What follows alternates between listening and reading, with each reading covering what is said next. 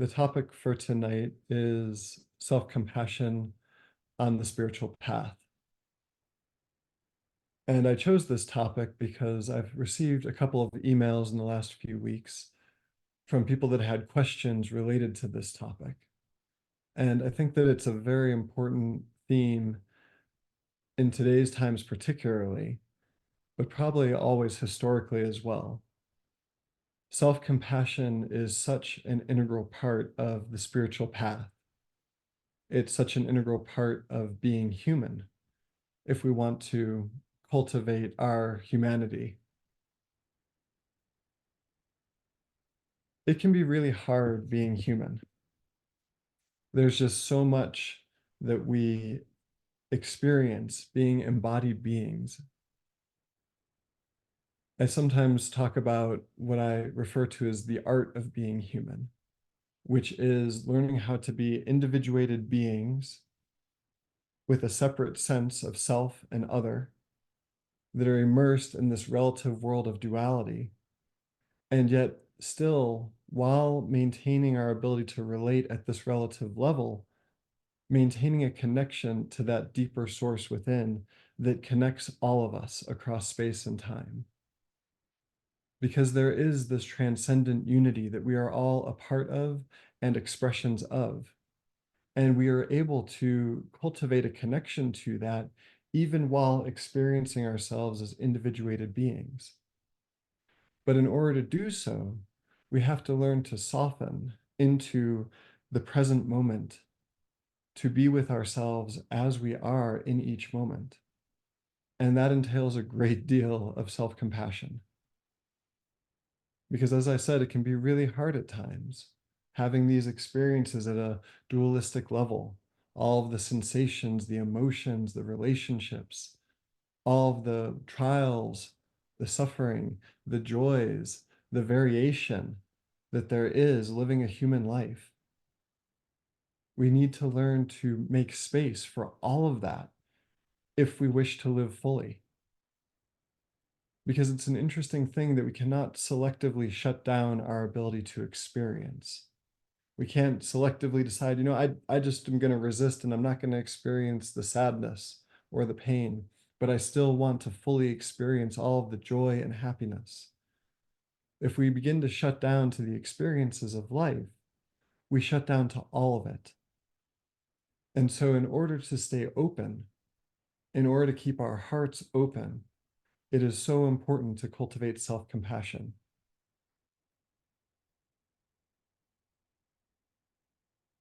Now this, as I've just been speaking about the importance of cultivating self-compassion to live a human life. I would say that in certain ways, it can be even more challenging to cultivate self-compassion as a spiritual practitioner. Because as a spiritual practitioner, regardless of the lineage or tradition, we often end up creating expectations for ourselves that if I'm to be a good Buddhist or a good Taoist or a good Christian, that there is some certain way I should be all the time, that I should always be kind, that I should always be peaceful, that I should never get angry. It can be easy to have these expectations when one is on a spiritual path. And then when we have a human moment and we get angry or upset or irritated, it can be easy to judge ourselves, to feel guilt or shame for having had that human moment, to think that maybe we're not a good Buddhist or a good Christian. And so on the spiritual path, it is so important to cultivate a broad and deep sense of self-compassion. To understand that even though we might be on a path, even though we might be growing spiritually, we are still human. We still have moments of emotion. We still have vestiges of ego and conditioning and habituated tendencies and patterns that will emerge. often when we least expect it. And that's okay because that's part of the path. That's part of learning and growing, is to have those moments and then to make space for them and to reflect and to see how we can become better. You know, if we were all already perfect, we were all already perfectly enlightened beings, there wouldn't be any need to be here. In my experience and perspective, so much of the purpose of being embodied human beings at this level is to learn and to grow. But we can only learn and grow through making mistakes, through being wrong, through not knowing at times. And it's through those moments that we are offered that opportunity to become better. I like to say that we are all perfection in process. We are all perfect exactly where we are at in each moment. And we are all in process of growing and unfolding and becoming better, becoming different, changing, learning, transforming.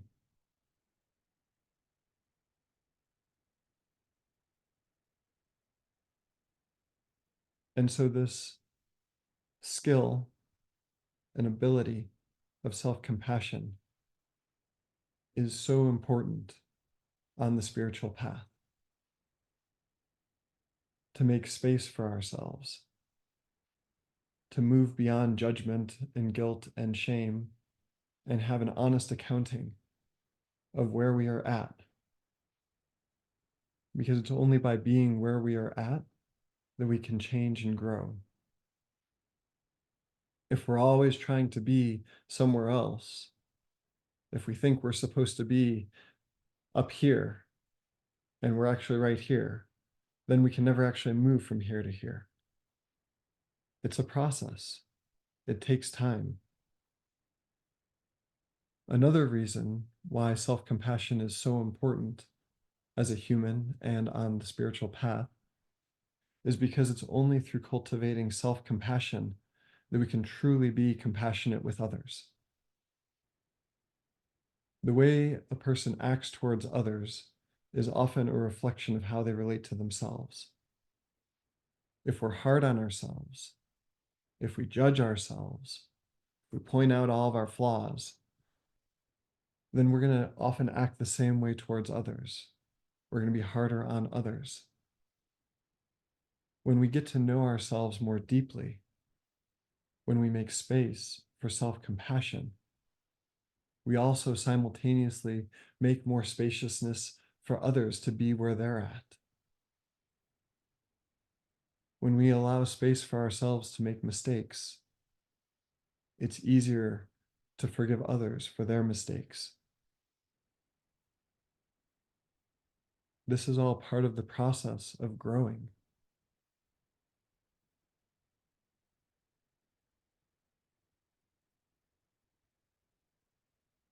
On the spiritual path, there's a number of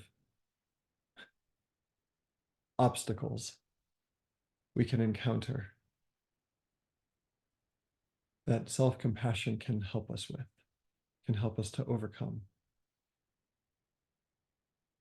One of those obstacles is, regardless of what tradition we might study or practice, we often encounter stories, we read about or hear about these amazing enlightened beings, saints and sages, Buddhas, bodhisattvas, great yogis, people who have attained such a high degree of self-realization and enlightenment that they are beacons of light for all of humanity. And when we hear these stories or read about these amazing beings, it gives us something to aspire to. It can inspire us to practice, to work hard, to realize that there is something that we can do, that we can become to bring greater light and love and joy into the world to help diminish suffering. And simultaneously, being aware of these amazing beings, sometimes that can make us feel like we're supposed to be that way. And many of us, or most of us, are not there yet. And that's perfectly okay and natural. But it can cause us to be hard on ourselves, to feel like we should be more like that. And we might forget that those beings might have had lifetimes of work, of engaging in practices to eventually attain to that level of enlightenment.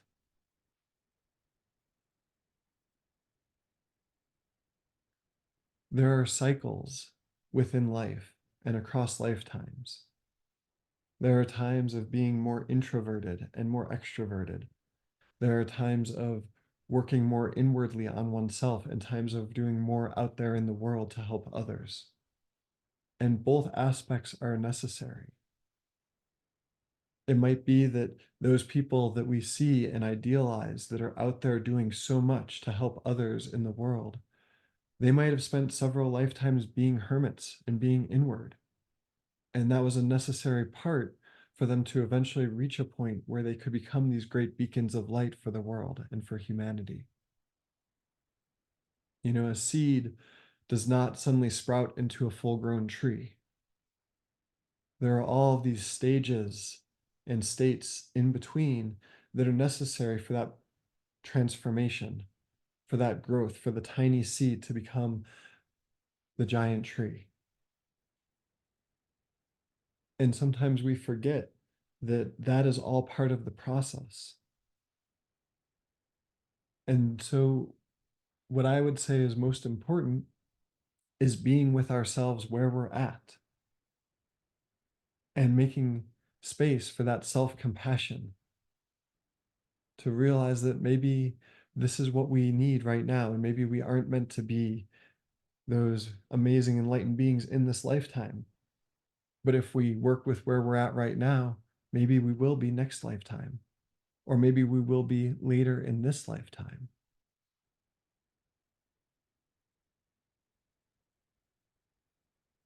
The greatest thing we can do for ourselves and the world is to be who we are in this moment and to allow that to come forth. And from that place, we can learn and grow, to trust the process.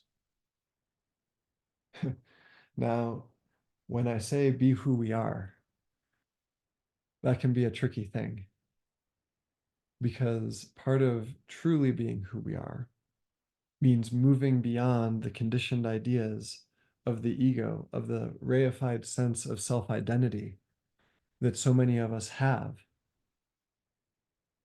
That's where a lot of the work is to understand that there's this sense of self that may be more of a concretized self identity of habit. And then there's a deeper layer of self.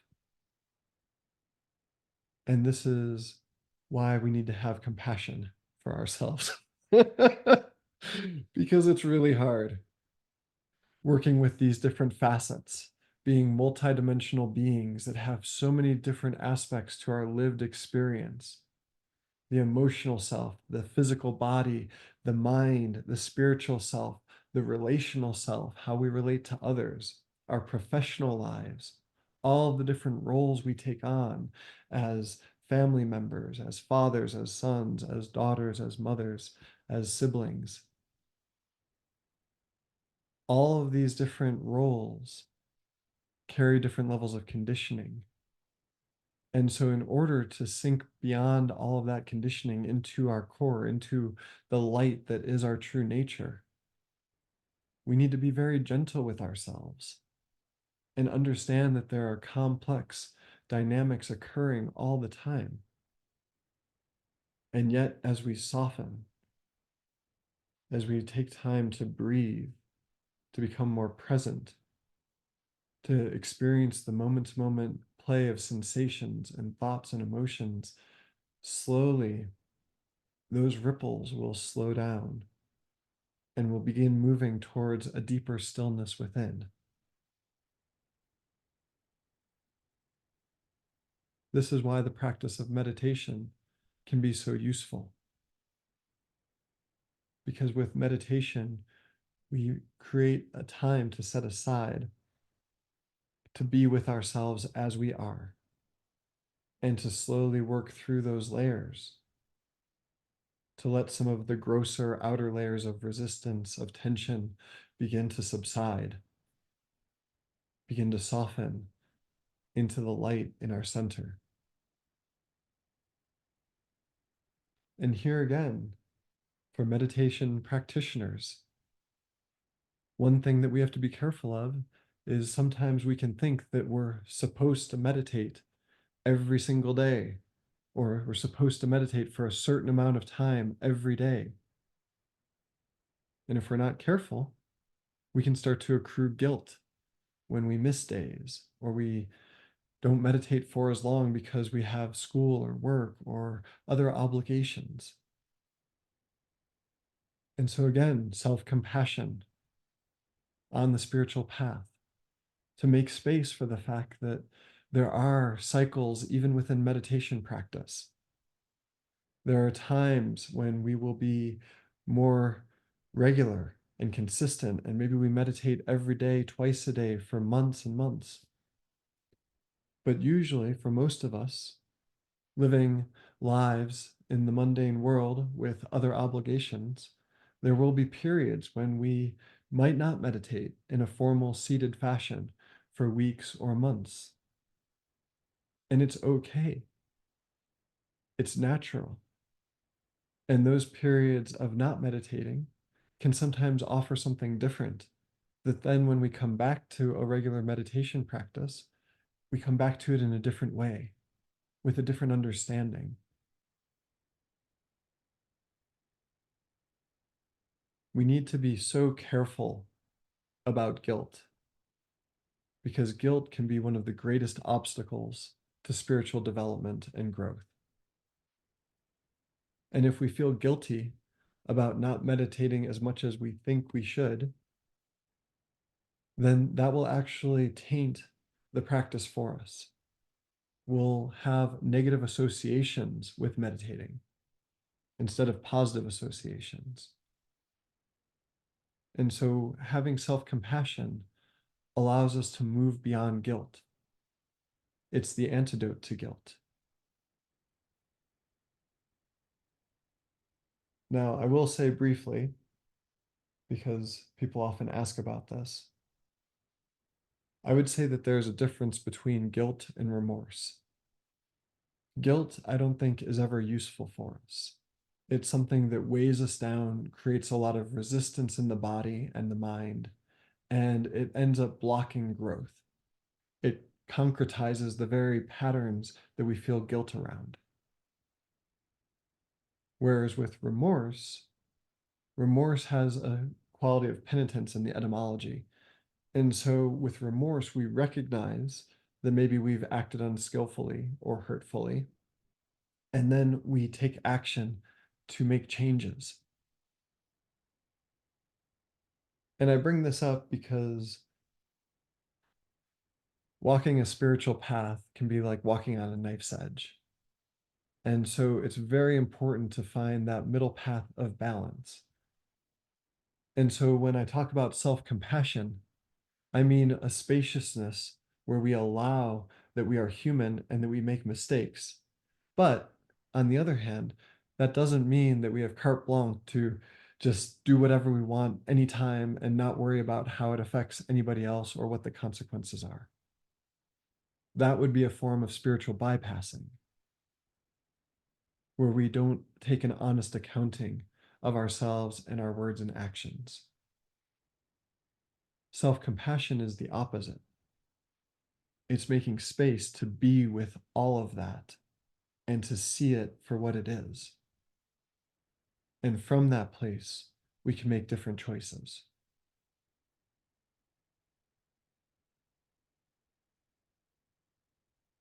So, on this note, another reason why self compassion is so important is because we all make mistakes. Throughout our lives, we all make mistakes. We all act in unskillful ways. We all say things that maybe we wish we hadn't afterwards. We cause hurt and pain to those that we care about. And often, when we're younger or before we have a spiritual practice, we may not be as aware of some of the mistakes that we've made. We may not realize how unskillful or self centered or hurtful some of the things we've done have been. And what happens with spiritual practice, with meditation, with self reflection, is that we begin to move a little bit beyond the ego. We bring more light into our consciousness, which allows for a greater degree of insight.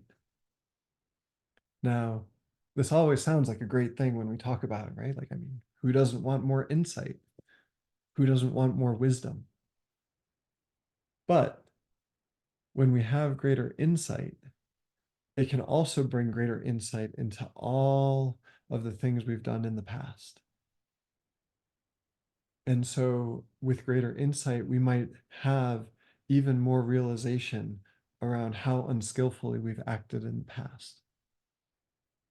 And this is another time when self compassion is so vital, because otherwise it's going to be easy to dwell, to get lost in guilt. With that bit of insight that we've gained now, we can get stuck feeling terrible for all of these things that we realize at a much deeper level were not appropriate, were not skillful.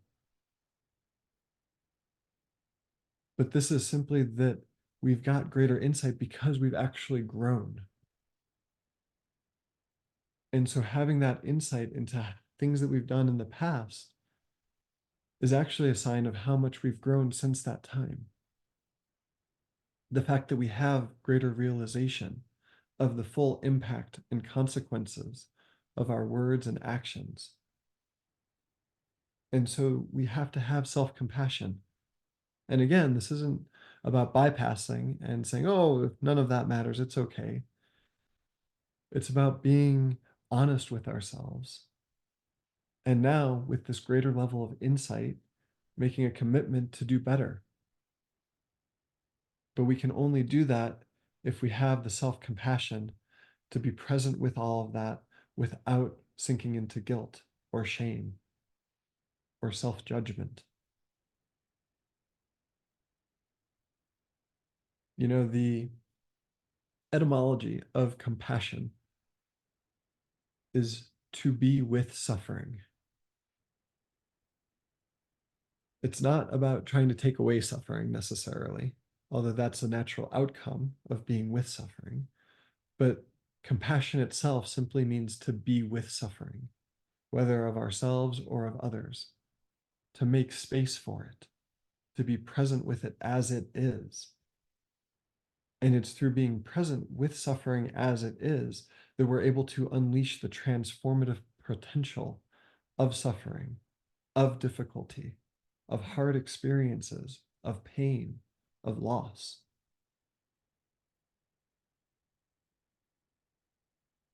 Being human, we're all going to have experiences of suffering. We're all going to have times of being unskillful. And if we're not careful, that can cause us to shut down. Compassion and self compassion are the antidote to that. They are how we are able to make use of those difficult experiences in a way that brings meaning to them so that we come out of those experiences a different person.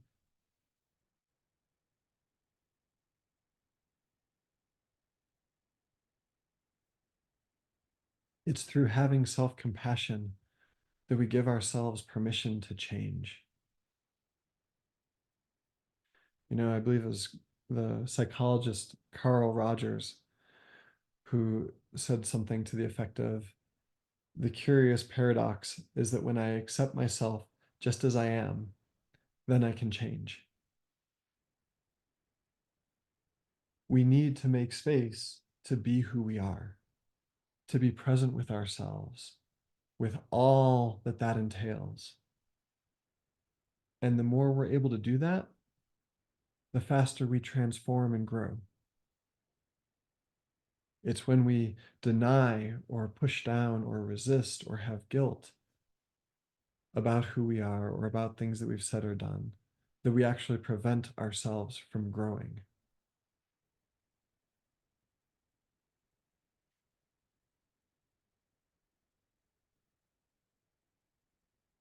To be useful, compassion and self compassion always need to be combined with wisdom. We need wisdom to be able to discern ways in which we may have been unskillful and to see how to do better in the future. We need wisdom to add that little bit of an edge, a little bit of a kick in the butt, so to speak, to ourselves. Because if we have all compassion with no wisdom, that's where we can fall into spiritual bypassing and just say that everything's okay and not actually have the motivation to change. Wisdom is what adds that edge to help us stay centered. Compassion and wisdom keep us balanced on that knife's edge. With wisdom, we can have greater mindfulness about where the motivation to speak or act is arising from. And we can see whether it's coming from a place of pure intention or if it's coming from a place of ego, of fear, of attachment, aversion, and ignorance.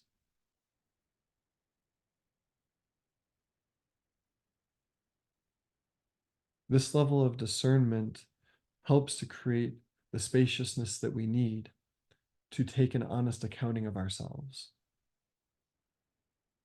And to be okay with where we're at, we need compassion. And with those two combined, our potential is unlimited. We can reach full enlightenment in this lifetime. It just takes dedication and practice.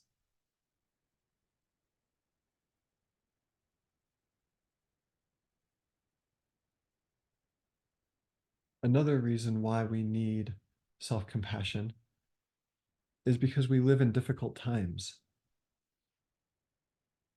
It's really important to recognize the macro environment in which we are immersed and in which we live on a relative dualistic level, and to understand the impact that that has on us. We are in an unprecedented place and time in the history of humanity.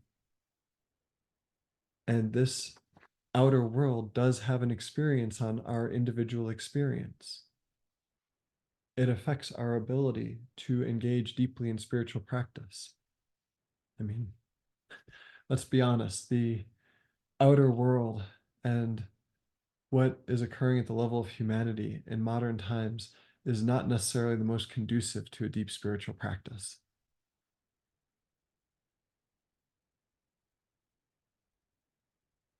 The outer world right now inundates us with all of the news and social media. There's all of these things that try to pull us to focus on the exterior world rather than turning the gaze within to the inner world. And so it becomes that much harder to make that commitment and dedication to the spiritual path. And it can also make us be harder on ourselves.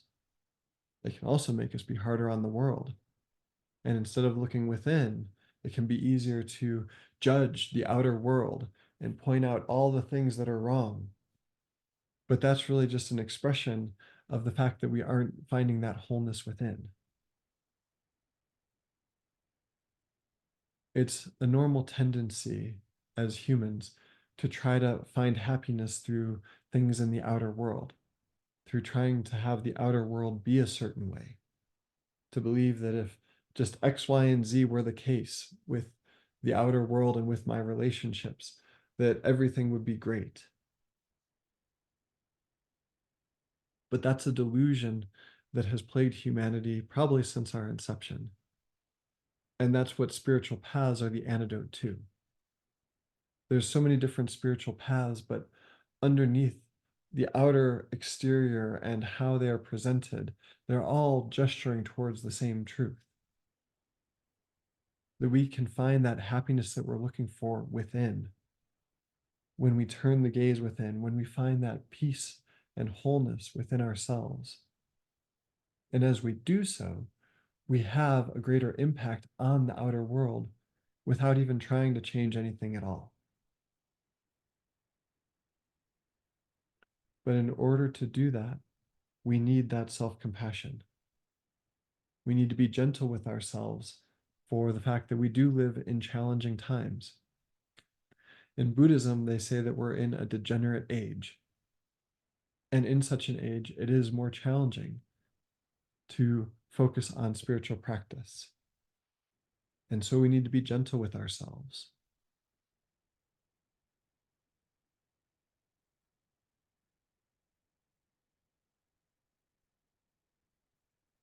I truly believe that the greatest gift we can give the world is to find that peacefulness and wholeness within ourselves.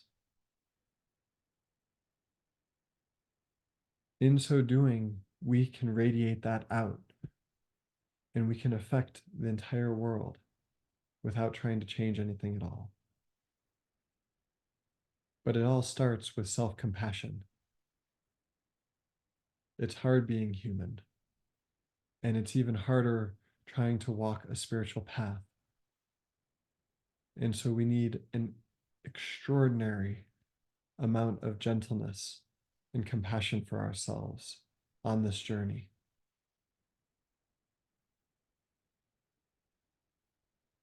As Rumi wrote, "Yesterday I was clever and wanted to change the world. Today I am wise and am changing myself."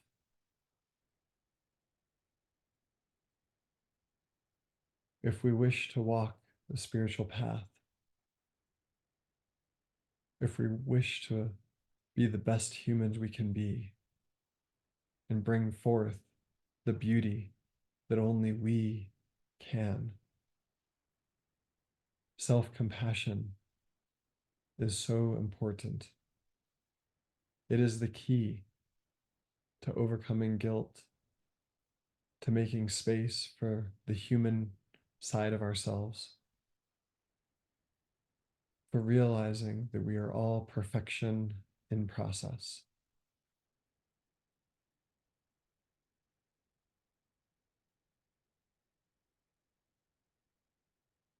Thank you all for joining me today.